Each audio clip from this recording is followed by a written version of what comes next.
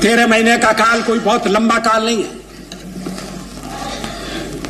लेकिन 13 महीने में हमने ऐसी रेखाएं खींची हैं जो काल के कपाल पर अमिट रहेंगी, जिन्हें बदला नहीं जा सकता। साल 1999 अप्रैल का महीना। वाजपेयी जी को प्रधानमंत्री बने अभी 13 महीने ही हुए थे। तभी बीच में ही जयललिता ने अटल सरकार से अपना समर्थन वापस ले लिया। सरकार अल्पमत में आ गई। अब अटल सरकार को लोकसभा में बहुमत साबित करना था। संसद भवन में विश्वास प्रस्ताव चल रहा था, मतलब सरकार के पक्ष में कितने वोट और विपक्ष में कितने। यदि सरकार के यानी एनडीए के पक्ष में ज्यादा वोटिंग होता तो अटल बिहारी प्रधानमंत्री के पद पर बने रहते, वरना उन्हें प्रधानमंत्री के पद से इस्तीफा देना पड़ता। संसद भवन में वोटिंग चल ही रहा था कि मायावती चिल्लाकर अपने सांसदों को बोली कि लाल बटन दबाओ, यानी सरकार के विपक्ष में वोट करो।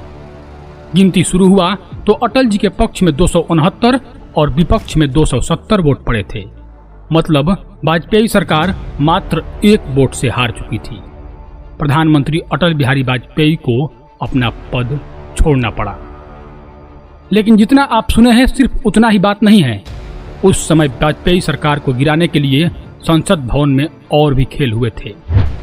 आखिर क्या कारण है कि एनडीए सरकार अपना 5 साल का कार्यकाल भी पूरा नहीं कर पाई? आखिर किसने दिया था अटल जी को जोरदार धोखा? और कौन सा वो सांसद थे जिनके 1 वोट के वजह से गिर गई थी वाजपेयी सरकार?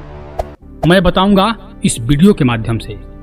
नमस्कार दोस्तों, मैं आपका दोस्त रजनीकांत ओझा। अगर आपको लगता है कि 1 वोट से क्या होता है तो ये जान लें कि 1 वोट से ही फ्रांस में राजतंत्र खत्म हो गया। 1 वोट से जीतकर हिटलर नाजी दल का मुखिया बन गया और 1 वोट से हारने की वजह से अटल बिहारी वाजपेयी को प्रधानमंत्री का पद छोड़ना पड़ा। मैं प्रधानमंत्री हूं तो कांग्रेस की कृपा से नहीं, कांग्रेस के विरोध के बावजूद हूं। अटल बिहारी वाजपेयी भारत के सबसे लोकप्रिय प्रधानमंत्रियों में से एक रहे हैं। वे 3 बार प्रधानमंत्री बने, लेकिन उनका पहला कार्यकाल महज 13 दिन और दूसरा कार्यकाल 13 महीनों का रहा। आज हम उनके दूसरे कार्यकाल से जुड़ा हुआ अहम किस्सा बताने जा रहे हैं कि आखिर 13 माह बाद उनकी सरकार क्यों और कैसे महज 1 वोट से गिर गई। अटल जी की सरकार के गिरने के पीछे जिस सांसद को जिम्मेदार माना जाता है वो थे ओडिशा के तत्कालीन मुख्यमंत्री गिरधर गोमांग। इन्होंने अटल जी की सरकार के खिलाफ वोट किया था। लोकसभा में वोटिंग के दौरान पक्ष में 269 वोट डले थे, वहीं विपक्ष में गिरधर गोमांग के वोट डालते ही वोटों की संख्या 270 हो गई और महज 1 वोट से अटल जी की सरकार गिर गई। प्रतिपक्ष मेरी सरकार को हटाना चाहता है, ये तो स्पष्ट है, लेकिन इसके बाद की तस्वीर स्पष्ट नहीं है। दरअसल 1998 के लोकसभा चुनाव में किसी भी पार्टी को स्पष्ट बहुमत नहीं मिला था, लेकिन भाजपा 182 सीटों के साथ सबसे बड़ी पार्टी बन गई थी।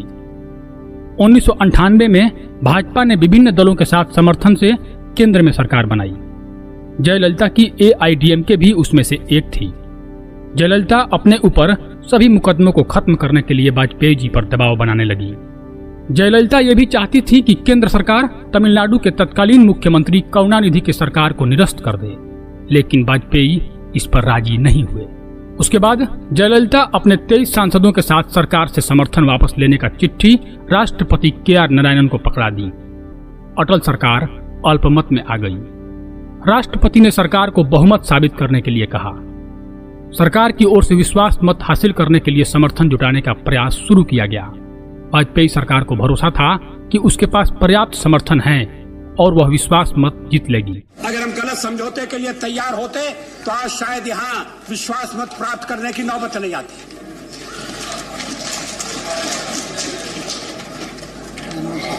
हमने मिलीजुली सरकार को चलाने की पूरी कोशिश की, अच्छी तरह से चलाने की कोशिश की, चल रही है। आज शाम को और तेजी से चलेगी। वाजपेयी सरकार के उस समय के चाणक्य रहे प्रमोद महाजन ने गुणा भाग कर रखा था कि एनडीए ही विश्वास मत जीतेगा, लेकिन तभी लोकसभा में पीछे बैठा एक चेहरा दिखा जिसे देखते ही संसद भवन में हंगामा शुरू हो गया।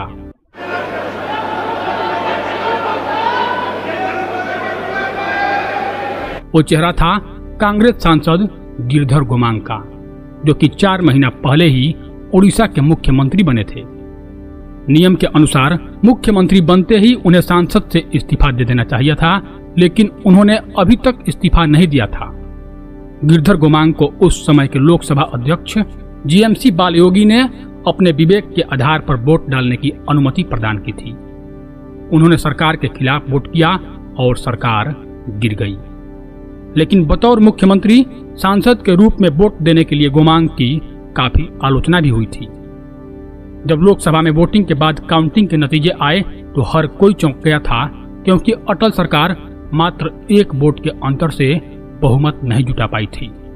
इसके अलावा उस वक्त फारूक अब्दुल्ला की नेशनल कॉन्फ्रेंस भी केंद्र में वाजपेयी सरकार की सहयोगी थी और संसद में सरकार के पक्ष में वोटिंग की घोषणा कर चुकी थी। लेकिन पार्टी के एक सांसद सैफुद्दीन सोज ने पार्टी के खिलाफ जाकर अटल सरकार के विरुद्ध वोट किया था। इसे भी अटल सरकार के गिरने का बड़ा कारण माना गया। सरकार गिरने का एक वजह और भी माना जाता है। विश्वास मत से पहले मायावती का भाजपा नेताओं से बात हुई थी, जिसमें उन्होंने कहा था या तो वे और उनके सांसद एनडीए के साथ में वोट डालेंगे, वरना संसद भवन में उपस्थित ही नहीं रहेंगे।